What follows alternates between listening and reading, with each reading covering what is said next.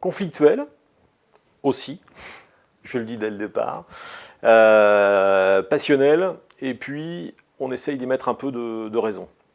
C'est un triptyque qui souvent d'ailleurs fonctionne un peu comme ça. L'incompréhension, donc du coup un peu de conflit, on ne parle pas forcément toujours la même langue, donc il y a besoin de définir le cadre du dialogue.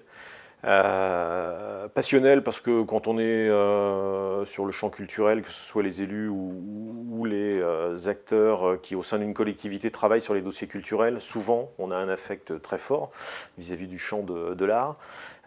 Donc la passion, de la découverte d'un travail artistique, de la réaction que ça provoque. Et ensuite la raison qui est nécessaire, c'est-à-dire quel est le cadre, la gouvernance de ce dialogue.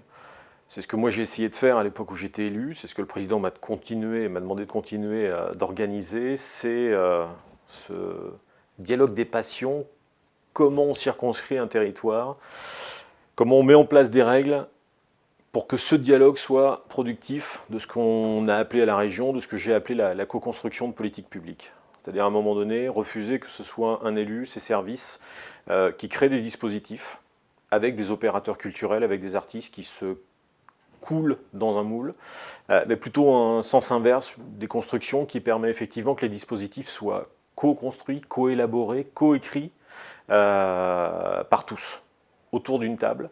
Cette table de négociation, qui peut être effectivement la même table que celle des conflits, c'est-à-dire qu'à un moment donné, on met tout sur la table, et on crée comme ça quelques règles éthiques qui permettent effectivement d'élaborer des choses pour avancer, avec du coup une responsabilité qui est partagée. Si le projet ne fonctionne pas, c'est pas forcément la faute du politique, c'est pas forcément la faute de l'artiste, c'est pas forcément la faute du citoyen. On a une responsabilité partagée parce qu'on aura partagé la création de ce dispositif.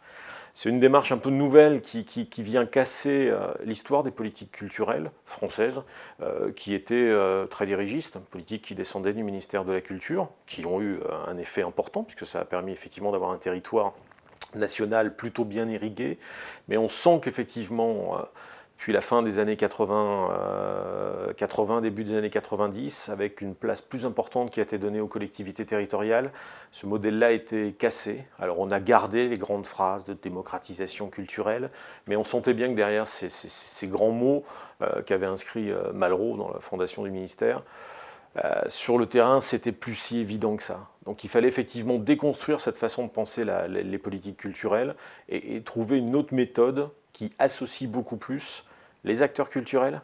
Et l'autre étape qui nous reste, c'est à mon avis la plus compliquée, c'est comment on associe le citoyen. Et dans les politiques culturelles, peut-être à défaut d'autres politiques qui ont très rapidement associé le citoyen au choix, on ne l'a pas encore fait. On le fait petitement, et ça c'est certainement, je dirais, l'ultime étape de ce dialogue.